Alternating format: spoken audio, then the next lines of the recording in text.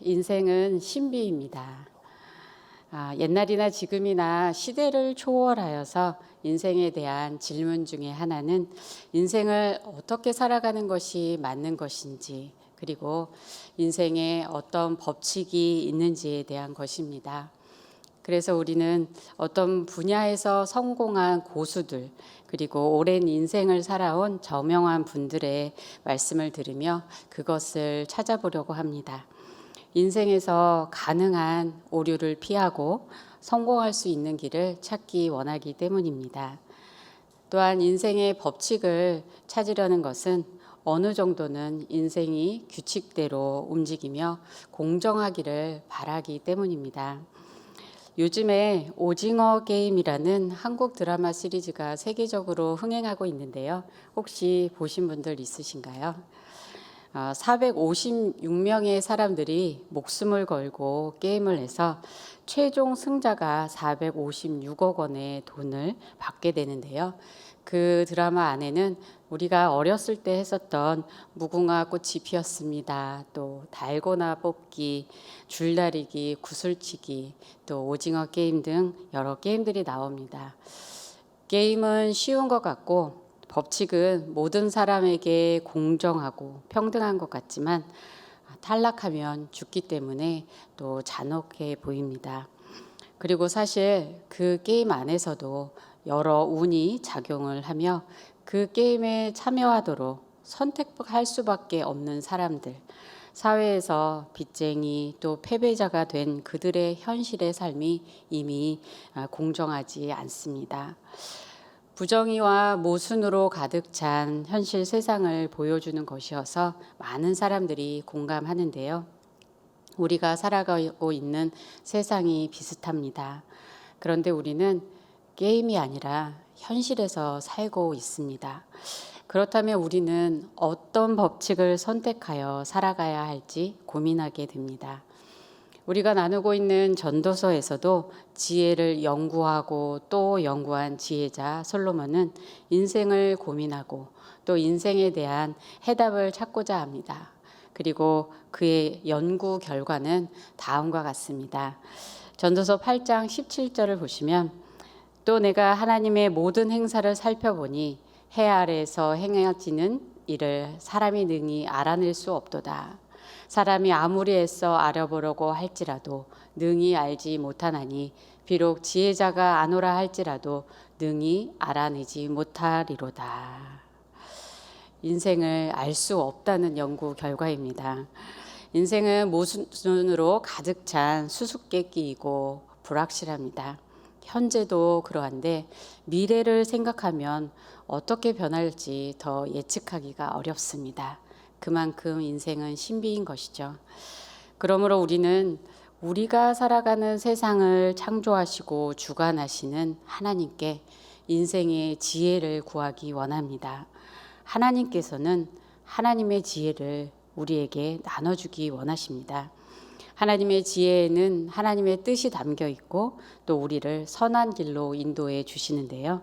잠언 2장 6절 9절 말씀에 대저 여호와는 지혜를 주시며 지식과 명철을 그 입에서 내심이요 그런즉 내가 공의와 정의와 정직 곧 모든 선한 길을 깨달을 것이라 라고 합니다.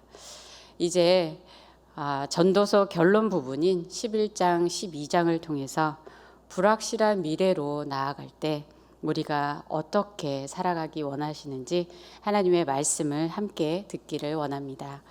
첫 번째로 하나님은 우리가 나누며 살기를 원하십니다.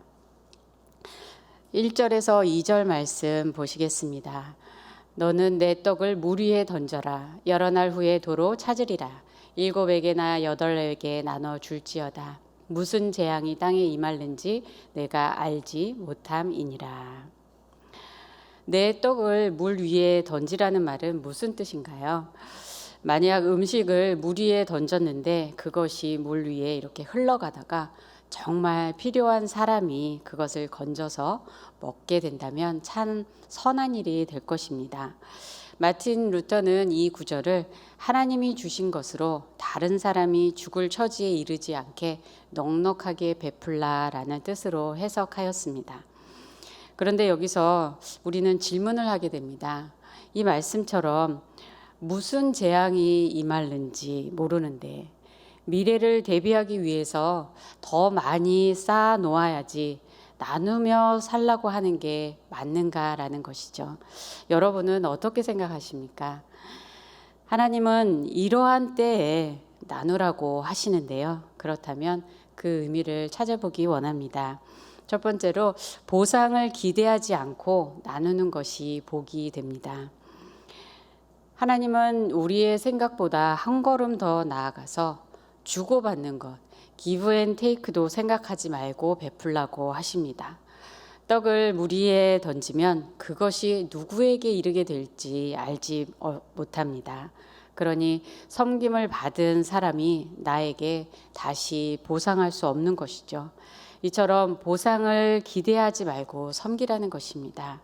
이는 보상을 기대할 수 없는 그러한 연약하고 가난한 사람을 섬기라는 말씀입니다. 그런데 하나님은 여러 날 후에 도로 찾을 것이라고 말씀하십니다. 어떻게 찾게 될까요? 하나님께서 언젠가 갚아주실 거라는 말씀입니다. 터키에 이런 격언이 있다고 합니다. 선을 행하고 그것을 물에 던져라.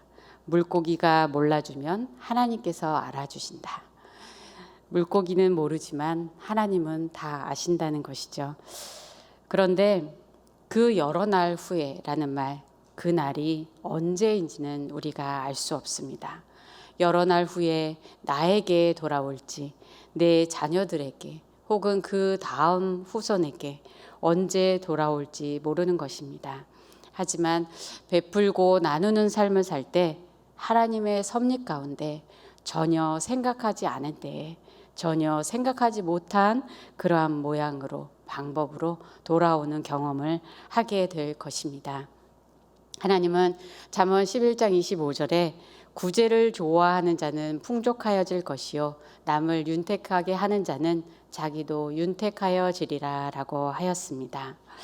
나누며 살 때에 하나님께서 다시 채워주셔서 다시 나눌 수 있게 되는 것을 우리는 경험합니다.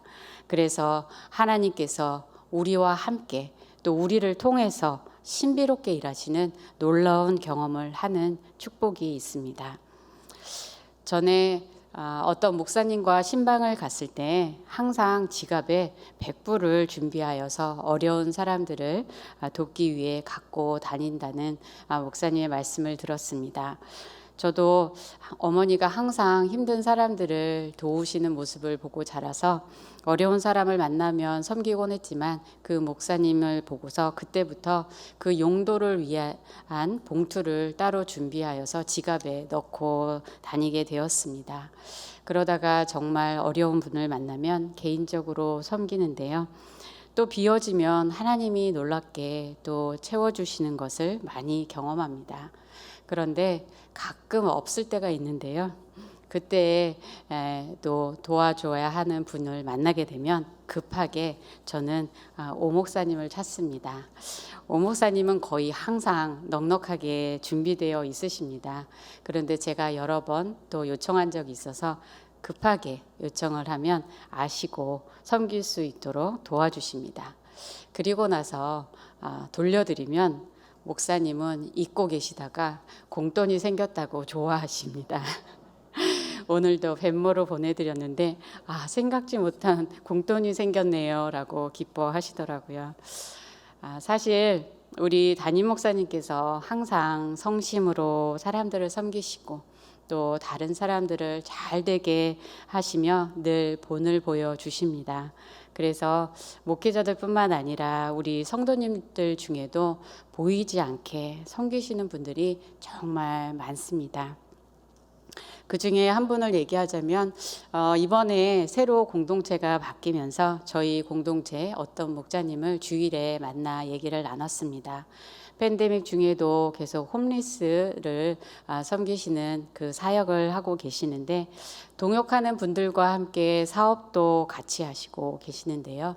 그 중에 한 분은 3년 후면 이제 은퇴를 한다고 합니다. 그런데 그분은 3년 후에 집을 팔아서 이제 이 LA 지역의 어려운 형편에 있는 청소년들을 교육하는 그런 일들을 하겠다고 그렇게 계획하고 계시고, 또 집사님이 같이 그렇게 섬기실 것이라고 말씀하셨습니다. 보통 우리는 은퇴하면 더 편안하게 살려고 또 은퇴 후를 준비하는데, 은퇴 후의 계획을 그렇게 세우고 계신다니 참 놀라웠습니다. 집사님도 같이 계속 그러한 사역을 하시면서 정말 행복해 보이셨는데요. 그래서 저도 집사님께 같이 좀 하자고 했습니다. 그리고 우리 공동체에서 발런티어를 모집해서 가능하면 또 같이 섬기면 좋겠다고 말씀을 드렸습니다. 우리 교회는 교회적으로도 여러 섬김을 계속해서 많이 하고 있는데요. 하나님께서 그래서 더욱 우리 교회에 축복을 더 많이 부어주시는 것 같습니다. 계속해서 하나님이 축복해 주셔서 더 은혜롭게 나눔을 하게 하시니 참으로 감사합니다. 20세기 복음주의 지도자였던 존 스토트 목사님은 그리스도인들에게 복음이 무엇인지 가르쳐 주시고, 또 복음적인 삶이 무엇인지를 삶으로 보여주셨습니다. 매우 심플하고 청빈한 삶을 사셨고, 저술한 모든 책의 인쇄를 문서 사역 기관에 위탁하여서 세상의 가난한 나라에 있는 그리스도인들이 책을 읽고 또 믿음이 성장할 수 있도록 도와달라고 그곳에 모두 기부하셨습니다.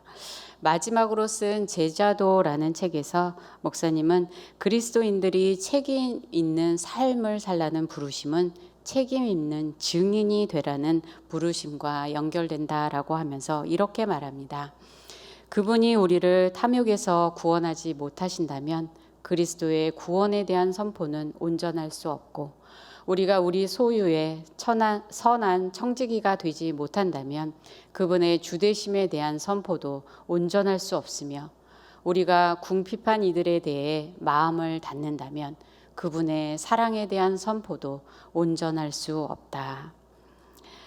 우리가 나누고 섬기며 살 때에 그것이 주님의 주되심을 선포하고 주님의 사랑을 보여주고 주님을 증거하는 삶이 되는 것입니다.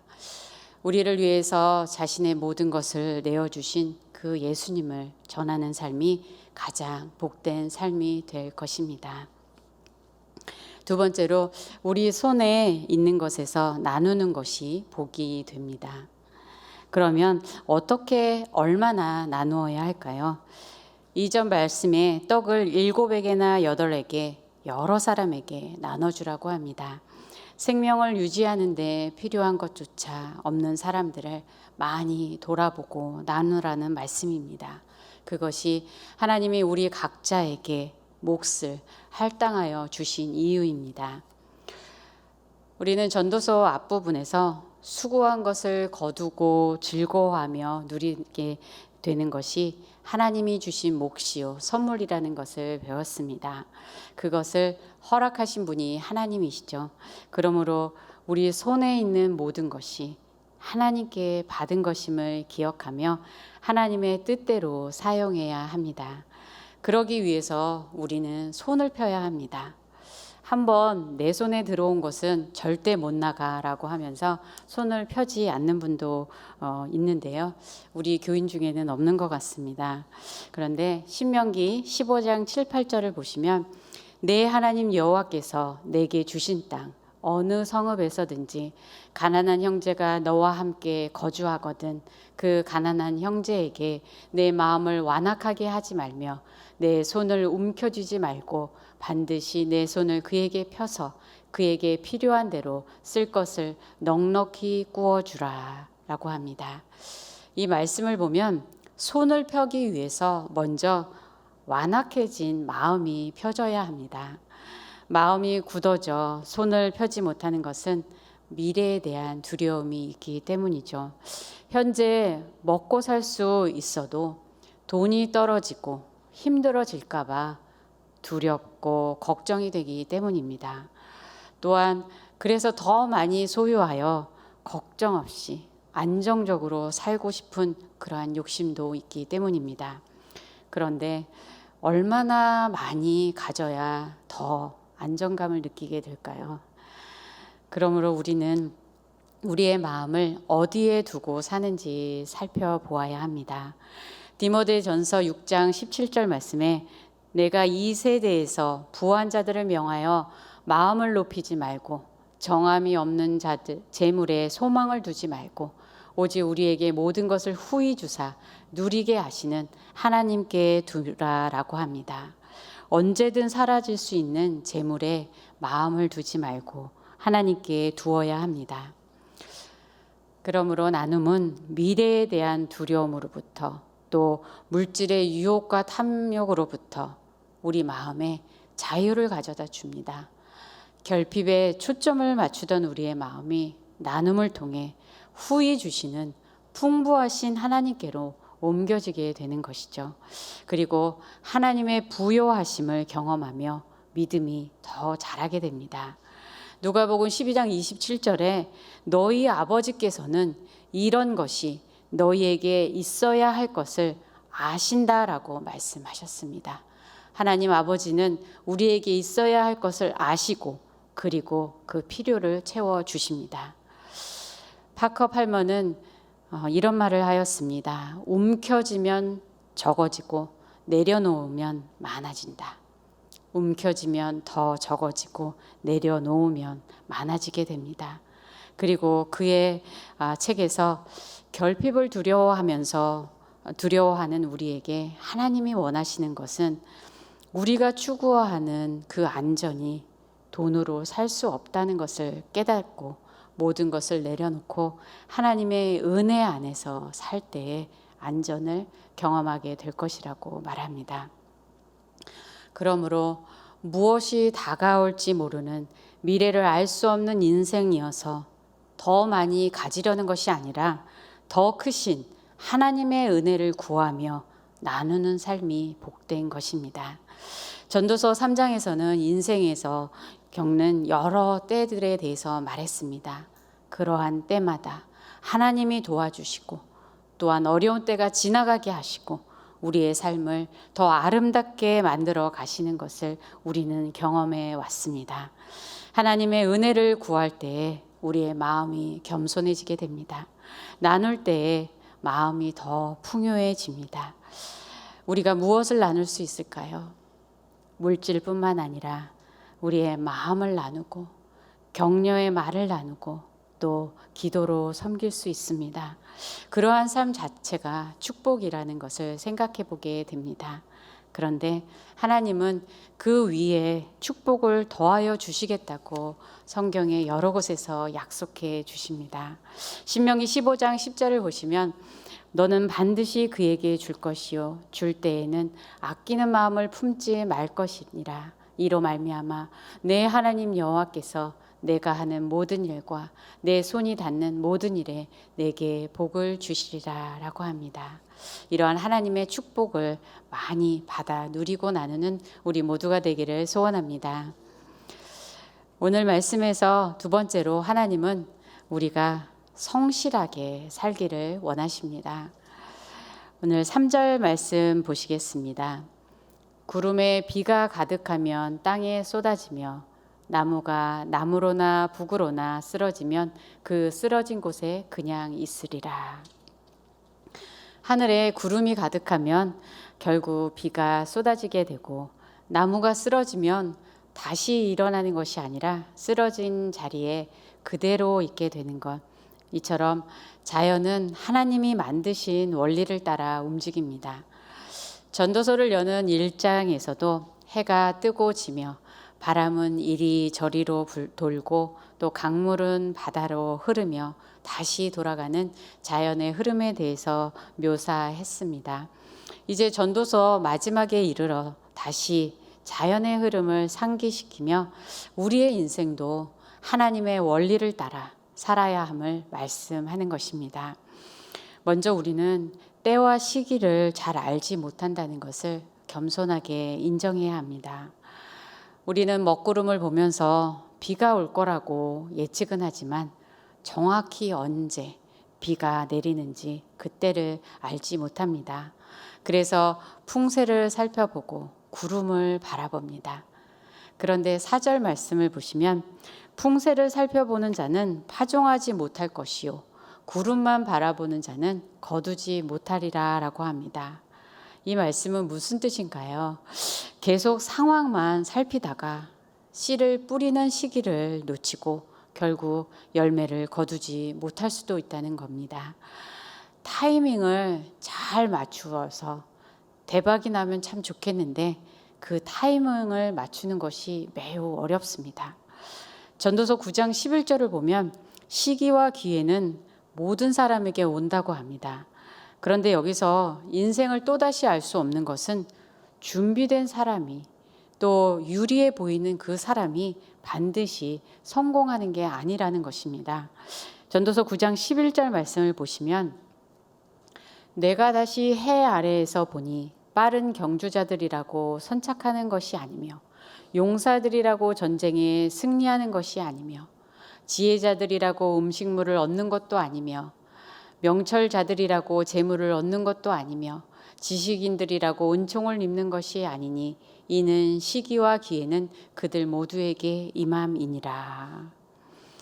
정말 예측할 수 없는 그러한 인생을 표현하고 있습니다. 이런 경험들을 통해서 우리는 인생이 내가 원하는 때에 또 내 능력대로 내가 원하는 대로 되지 않는다는 것을 정말 고통스럽게 알게 됩니다. 그러므로 하나님께 시기와 기회도 또 그 결과도 맡겨야 합니다. 오늘 5절 말씀을 보시면 바람의 길이 어떠함과 아이 벤자의 태에서 뼈가 어떻게 자라는지를 내가 알지 못함 같이 만사를 성취하시는 하나님의 일을 내가 알지 못하느니라 라고 합니다. 바람의 길을 아시는 하나님은 우리 인생의 길도 아십니다. 하나님은 모든 것을 아시고 만들어 가시며 성취하십니다. 그러한 하나님께서는 우리에게 그런데 가만히 있으라고 하지 않으시고 오늘도 씨를 뿌리며 성실하게 일하라고 말씀합니다. 8절 말씀 보시겠습니다. 너는 아침에 씨를 뿌리고 저녁에도 손을 놓지 말라. 이것이 잘 될는지 저것이 잘 될는지 혹 둘이 다 잘 될는지 알지 못함이니라. 아침과 저녁은 인생의 모든 시간을 의미하는데 그 시간 동안에 성실하게 일하라고 합니다. 이것이 잘 될지 저것이 잘 될지 알 수 없지만 씨를 뿌리면 그 수고에 하나님이 은혜를 주셔서 자라게 하실 것입니다. 데이빗 리빙스턴은 이렇게 명료하게 말합니다. 하나님을 경외하고 열심히 일하라. 그런데 여기서 우리는 또 질문이 듭니다. 전도서에선 분명히 수고가 헛되다고 했는데 여기서는 열심히 살라고 하니 모순처럼 들리기 때문입니다. 전도서는 인생의 이러한 두 가지 모습을 다 말하고 있습니다. 헛되다고 해서 시간과 기회를 낭비하며 놀으라고 하지 않습니다. 전도서 9장 10절에서는 내 손이 일을 얻는 대로 힘을 다하여 할지어다. 내가 장차 들어갈 스올에는 일도 없다라고 합니다. 죽고 나면 일도 없으니 이 땅에서 힘을 다하여 일하라고 그렇게 말하는 구절이 전도서에도 있습니다. 그런데 우리의 수고를 거두지 못할 수도 있으니 하나님의 은혜를 구해야 하는 것이죠. 우리의 수고만으로 모든 결과가 달려 있다면 우리는 잠을 자거나 쉬지 못할 것입니다. 일을 이루시는 하나님을 의지하며 수고하고 결과도 하나님께 맡기며 수고하고 또 안식하는 것입니다. 우리는 하나님께서 모든 것을 섭리하심을 믿습니다. 그리고 모든 것을 합력하여 선을 이루시고 아름답게 이루어 주실 줄을 믿습니다. 그러므로 하나님의 은혜 안에서 수고하며 사는 것이 얼마나 감사한지 모릅니다. 일마다 때마다 또 하루마다 매일 하나님의 도우심을 구하며 살 때에 오늘도 수고하는 그 일에 하나님이 더 풍성한 열매를 거두도록 축복해 주실 줄 믿습니다. 세 번째로 미래를 향해 나아가는 우리에게 하나님은 우리가 즐겁게 그리고 생각하며 살기 원하십니다. 첫 번째로 삶을 즐거워하는 것이 복이 됩니다. 7절 말씀 보시겠습니다. 빛은 실로 아름다운 것이라 눈으로 해를 보는 것이 즐거운 일이로다. 빛의 아름다움을 보고 빛을 통해 보며 살아간다는 것은 정말 놀랍고 감사한 일입니다. 태초에 하나님이 빛을 만드시고 보시기에 좋았다라고 하셨는데 하나님이 그것이 너무 보시기에 좋으셔서 그 아름다운 빛을 지금 우리에게도 비춰주고 계십니다. 별로 감동하지 않으시는 것 같은데요. 여기서 아름답다라는 단어는 원어로 보면 스윗하다, 달콤하다, 즐겁다는 뜻입니다. 단맛을 주는 즐거움으로 삶의 아름다움을 표현하고 있습니다. 그러므로 사람이 여러 해를 살면 항상 즐거워할지로다라고 8절에서 말씀합니다. 그런데 혹시 여러분 중에 사는 게 뭐가 그렇게 즐겁냐고 생각하는 분도 계실 것 같습니다. 그런데 하나님은 항상 즐거워하며 살라고 하시니 어떻게 그러면 여러 해 동안 항상 즐거워할 수 있을지 질문해 보게 됩니다. 바로 현재라는 이 시간 속에서 살라고 하나님은 말씀하시는 것입니다. 과거의 후회 속에서도 살지 말고 돌이킬 수 없는 그 속에서 살지 말고 또 미래의 두려움과 걱정도 하나님께 맡기고 지금 이 시간 하나님이 주신 좋은 것들 선물을 발견하며 사는 것입니다. 저는 대학원에 다닐 때 그 라틴어 수업을 들은 적이 있는데요. 독일에서 아주 오랫동안 공부를 하시고 고전어와 또 초대교회사를 전공하신 교수님이 학교에 새로 오셨습니다. 그런데 그 라틴어 클래스가 별로 인기가 없어서 한 6명 정도가 모였습니다. 그런데 그 교수님은 그 라틴어의 문법을 저희에게 가르쳐 주시고 또 그 뜻을 해석하게 하면서 우리는 항상 영어의 문장을 봐도 그냥 그 문법을 해석해서 그 문장이 한글말로 어떤 뜻입니다라고 하면 해석이 다 끝난 걸로 그렇게 배웠는데요. 근데 이 교수님께서는 그 문장을 해석하는 차원이 아니라 그런데 그 단어가 무슨 뜻입니까? 이렇게 물으세요. 그리고 또 그런데 그러면 그 교부는 무슨 뜻으로 이런 말을 했습니까? 하고 너무나 진지하게 물어보시는데 제가 그 뜻을 어떻게 합니까? 라고 그렇게 얘기하면서 정말 그 수업 시간에 너무나 많은 생각을 하게 하셔서 머리에 쥐가 나는 줄 알았습니다. 그런데 어느 날 교수님께서 저희 학생들이 너무 힘들어하는 것을 아시는지 야외 수업을 하자고 하시면서 밖으로 데려가셨습니다. 그리고 그날 그 조금 더 교회로 나아갔을 때 이제 조금 나무가 있는 산이었는데요. 저희한테 잠깐 이곳에서 좀 쉬라고 하시면서 원하는 대로 아무데나 좀 있다가 다시 모이자고 하셨습니다. 그래서 이제 노는 시간인 줄 알고 이제 조금 다니다가 그 시간에 모였는데 교수님께서 또 질문을 하시는 겁니다. 지금 시간 동안 무엇을 보셨습니까? 그러시는 거예요. 그래서 별로 특별하게 본 것도 없는데 낮에 나오니까 햇빛이 정말 쨍쨍하게 참 좋았던 그것을 또 말하고 또 나무를 보았던 것들을 얘기하고 그런 시간을 가졌습니다. 그런데 교수님께서 이런 말씀을 하셨습니다. 우리에게 시간을 자꾸 내서 잠깐 공부하다가도 멈추어서 나가서 자연을 보고 또 소리를 듣고 또 그런 시간을 가지라고 하십니다. 그러면서 교수님께서는 10년 동안 공부만 하셨다고 하셨습니다. 독일에서 정말 연구실에서 공부만 하고 박사를 따고 어느 날 10년이 지나서 아이들을 봤는데 이미 다 커버렸다는 것입니다. 그리고 그때 아내의 얼굴을 정말 찬찬히 쳐다보니 어느새 이렇게 주름이 지어 있는 변한 아내의 모습을 보면서 마음이 아팠다고 그렇게 말씀하셨습니다. 그리고 우리에게 말씀하셨던 그것을 20대 중반에 그 말씀을 들었을 때에는 참 좋은 말이다, 멋진 말이다 라고 생각을 했는데, 살면서 시간이 지나면서 그 말이 무슨 뜻인지 점점 알게 되는 것 같습니다.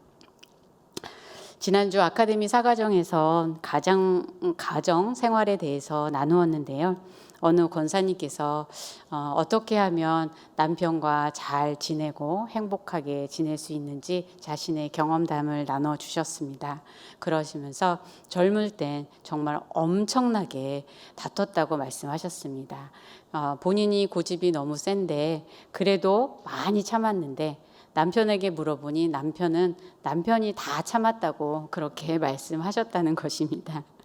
그런데 이제 좀 늙어 보니 남편이 좀 불쌍해 보이기 시작했다고 하시면서, 그리고 이제는 싸우고 싶어도 기운이 없어서 못 싸우겠다고 그렇게 하시고, 그리고 한마디 더 하셨습니다. 그리고 왜 싸웠는지 잊어버린다고 말씀하셨습니다.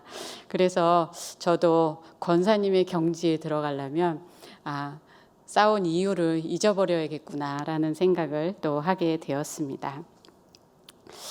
조앤 치티스터는 세월이 주는 선물에서 노년의 시간에 대해서 이렇게 말합니다. 나이가 들면 한순간도 헛되이 보낼 수 없다. 이제 우리는 순간을 음미한다. 시간에 한 겹 한 겹 즙을 내고 쥐어짜면서 음미한다. 현재가 이처럼 달콤했던 적은 없다. 현재는 이제 어디론가 향하는 길목의 한순간이 아니다. 삶의 모든 것이다. 지금 이 순간, 이전에는 보지 못했던, 아니 제대로 보지 못한 것들이 갑자기 처음으로 환하게 빛을 발한다. 노년에 이르러서 깨닫게 되는 그 소중한 것들, 소중한 시간, 그것을 지금도 우리가 함께 깨달으며 행복하게 살아가면 좋겠습니다. 두 번째로, 어두운 날도 생각하는 것이 복이 됩니다. 8절 말씀 보시겠습니다. 사람이 여러 해를 살면 항상 즐거워할지로다. 그러나 캄캄한 날들이 많으리니 그 날들을 생각할지로다. 다가올 일은 다 헛되도다. 이 말씀을 보니 갑자기 다시 걱정이 몰려오지 않습니까? 하나님은 즐거움을 누리고 살면서 동시에 어두운 날들, 슬픔과 고통의 날들, 그리고 결국 죽음도 생각하며 살아가라고 하십니다. 인생에서 날 때와 죽을 때, 울 때와 웃을 때, 찾을 때와 잃을 때 등의 날들이 있음을 기억하며 살라는 것이죠.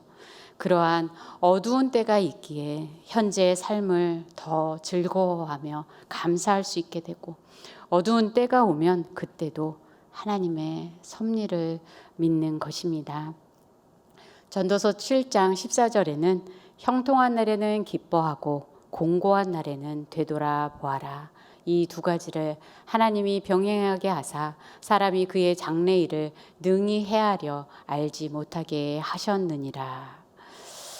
그러므로 우리는 하나님 앞에서 겸손하게 됩니다. 하나님을 경외하게 되는 것이죠.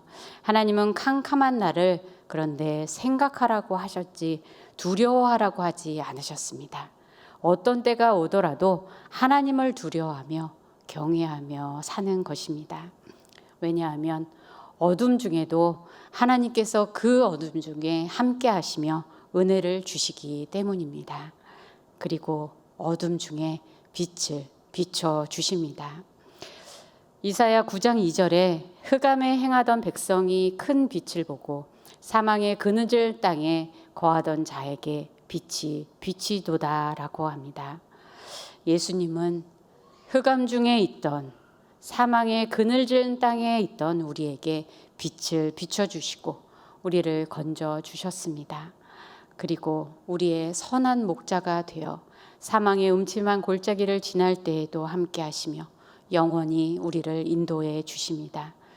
그러므로 우리의 미래는 보장되어 있습니다.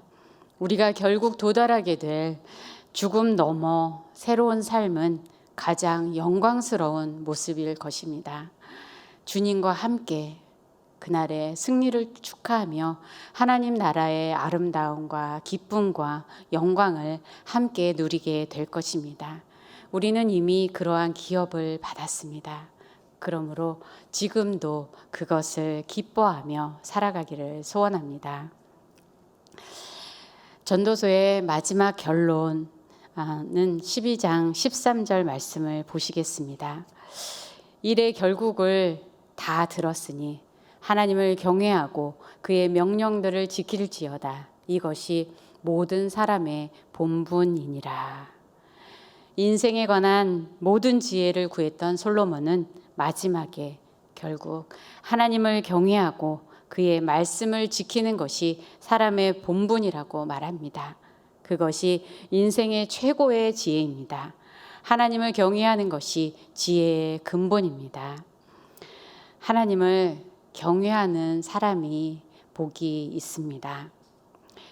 시편 112편 1절에서는 할렐루야 여호와를 경외하며 그의 계명을 크게 즐거워하는 자는 복이 있도다라고 그렇게 선포합니다. 그리고 그 복에 대해서 말씀해 주는데요. 그 시편 112편을 보면 그의 후손이 복을 받고 부와 재물이 있고 어둠 중에도 빛이 비칠 것이며 영원히 흔들리지 않을 것이며 그의 마음에 두려움이 없을 것이며 그의 의로움이 영원히 기억이 되고 영광을 받을 것이라고 말씀합니다. 이러한 복을 받는 하나님을 경외하는 사람은 오늘 말씀에서 볼 때 미래를 하나님께 맡기며 넉넉히 나눠주며 하나님을 의지하며 성실하게 수고하는 사람입니다.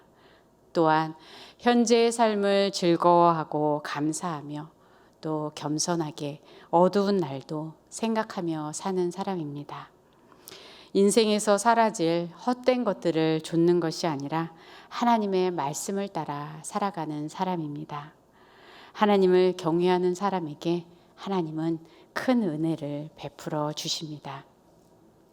우리가 전도서에서 본 것처럼 인생의 신비를 다 알 수 없고 수고하는 것이 때로는 참 고단하지만 하나님을 경외하면서 살아갈 때에 하나님께서 때를 따라 우리의 삶을 아름답게 만들어 가시며 풍성한 열매를 맺게 하실 줄 믿습니다. 철로 역정에서 요단강을 건너기 전에 진리의 용사의 고백을 마지막으로 나누고 싶습니다.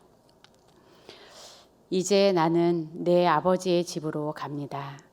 여기까지 오는 동안 수많은 어려움들을 겪기는 했지만 결코 후회는 없습니다. 나의 칼은 내 뒤를 이어 순례의 길을 따라올 사람에게 줄 것이며 나의 용기와 칼 솜씨도 함께 그에게 주겠습니다. 하지만 내가 몸에 지니고 있는 상흔들은 이제 내게 상 주실 주님께 그분의 전투에 나가 싸웠음을 증명하는 증거로 보여드리기 위해 그냥 가지고 갑니다. 우리도 아버지 집으로 돌아갈 때 무엇을 남겨주고 무엇을 가지고 갈까요?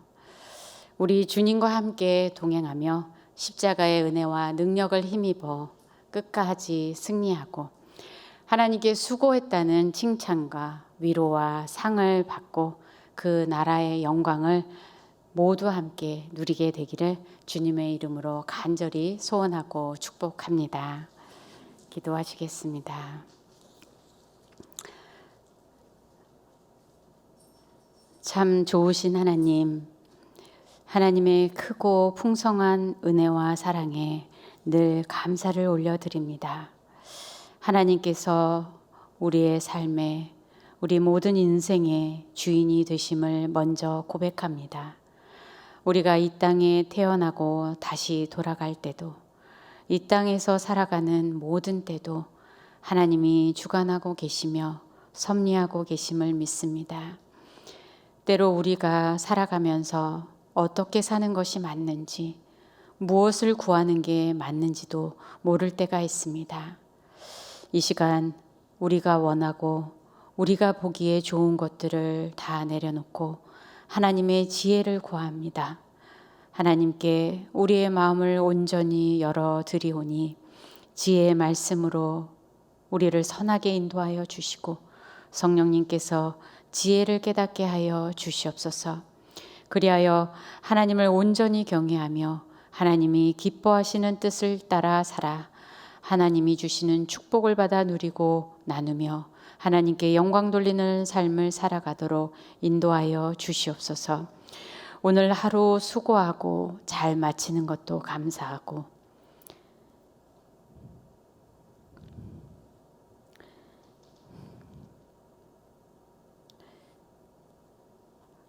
한 주간의 수고를 마치는 것도 감사한데 이 땅에서 모든 수고를 마칠 때 하나님께 얼마나 감사를 올려드리게 될지 그때를 바라봅니다. 하나님, 우리의 인생길에 평생에 동행하여 주시고 때를 따라 아름답게 만들어 주시고 끝까지 승리하여서 영광의 하나님과 함께